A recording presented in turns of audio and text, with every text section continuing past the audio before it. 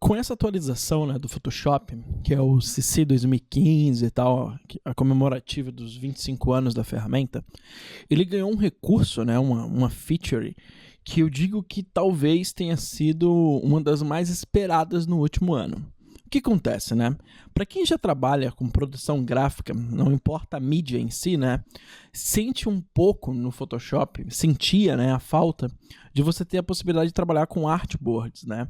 Para usuários que já usam ou já mexeram alguma vez no Illustrator, sabe que nós temos a área de trabalho, que é aquela que vai ser publicada, que vai ser impressa e exportada, e nela eu posso estar criando vários artboards, simulando a distribuição, por exemplo, de várias páginas. Isso ajuda muito quando você precisa, por exemplo, estar comparando elementos ou ter uma conversa entre a produção, né, entre a estética que vai ser criada em diversas telas que você vai ter.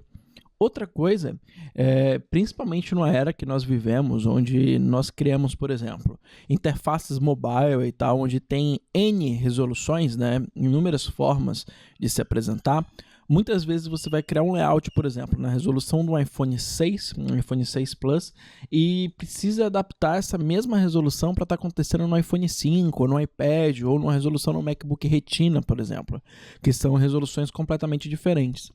E dessa forma, o Photoshop nessa versão, ele traz a ferramenta Artboard Tool, que acontece juntamente aqui, né, com a ferramenta de mover, tá? Deixa eu só fechar aqui a tela de boas-vindas. Então aqui dentro nós temos a Artboard Tool, onde ela vai ser responsável em estar trabalhando com isso. Então como é que vai funcionar, né? Primeiramente vamos entender como é que funciona. Eu vou estar criando um arquivo novo, então menu File, New, e aí você vai perceber que aqui dentro de Document Type, uma das formas que eu tenho de trabalhar com Artboard é vindo aqui e falando que ele vai trabalhar com Artboard. Até então, criando dessa forma, né, o Artboard, você percebe que a Adobe ela pensou exatamente nessa linha que eu estava falando agora, que é estar criando as artes visando, né, a interface, o desenvolvimento de interface. Então, quando você clica aqui, você tem, né, diversos tamanhos relacionados à web, a dispositivos e por aí vai, que eu posso estar assumindo. Então, por exemplo, você vem aqui e cria uma resolução, né, um artboard visando o iPhone 6 Plus. Eu posso muito bem vir aqui, habilitei, vou dar um OK, e ele já gera para mim o artboard tranquilamente. E aí o que acontece é que a partir do momento que eu estou criando, né, o artboard aqui, né, a partir dessa ferramenta, você vai perceber que eu tenho aqui controles bastante didáticos em relação ao meu trabalho, onde eu posso estar criando um novo artboard a partir de tamanhos pré-definidos que eu tenho aqui.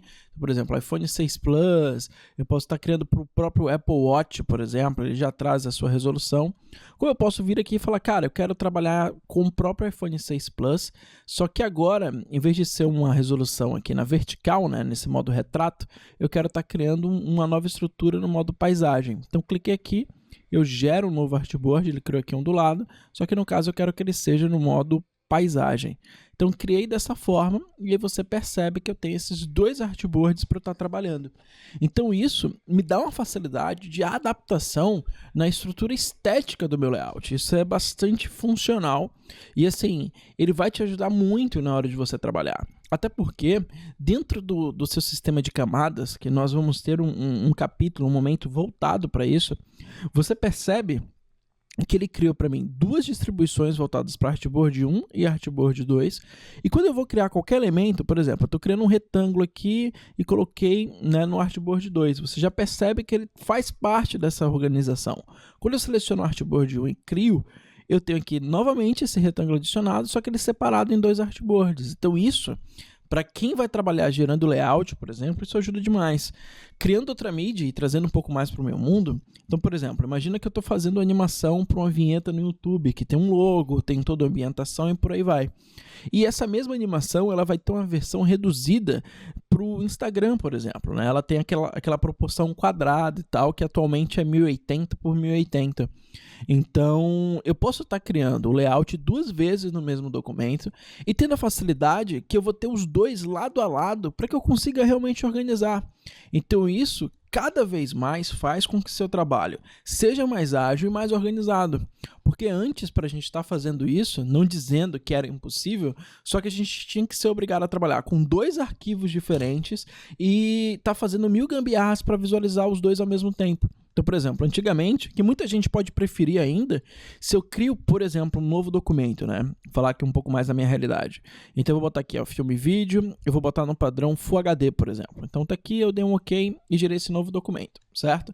Se eu quero criar um com o padrão do Instagram, eu era obrigado a gerar um novo documento, colocar aqui a proporção 1080 por 1080, ele está aqui tranquilamente, e dentro do menu Window, onde nós temos essa opção aqui de Arrange, né, o menu Janela Organizar, eu falava, por exemplo, que eu queria estar organizando todos os 3 arquivos, né? No caso, nós temos 3 no momento, mas se tivesse 2 e tal, aqui ele organizasse eles um do lado do outro verticalmente.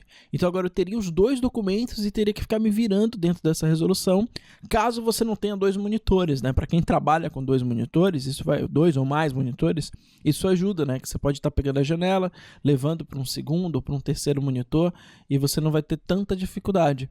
Então agora, você tendo essa facilidade, né, de você ter esses artboards dentro do mesmo arquivo, você tem uma facilidade, né, de organização, né? Você consegue estar distribuindo as coisas de melhor maneira. Outra coisa que é bastante útil quando você fala dos artboards é que muitas vezes, principalmente para quem já está habituado, que é, sei lá, 95% das pessoas, ela já está com esse workflow de gerar o documento normal e tal. Só que se você descobriu agora o artboard, ou se você já tem um documento que você já começou e quer ter o uso do artboard, você pode ter aqui toda a sua arte, por exemplo, eu estou criando aqui retângulos só para a gente ter elementos, né, para a nossa conversão. Então peguei aqui todos eles e aí agora eu posso selecionar esses objetos e ao pressionar o botão direito eu tenho aqui essa opção chamada de Artboard from Layer. Dessa forma ele pega o meu documento, que é um documento comum, sem a utilização desse artboard, e ao clicar aqui eu tenho essa possibilidade, né, de estar gerando o artboard a partir deles. É claro que eu posso trabalhar o tamanho, né, customizado, ele está pegando aqui essa área que esses elementos ocupam, como eu posso estar assumindo os perfis que nós já temos, né, que nós já visualizamos, usando o iPhone, o iPad, o Android, por aí vai.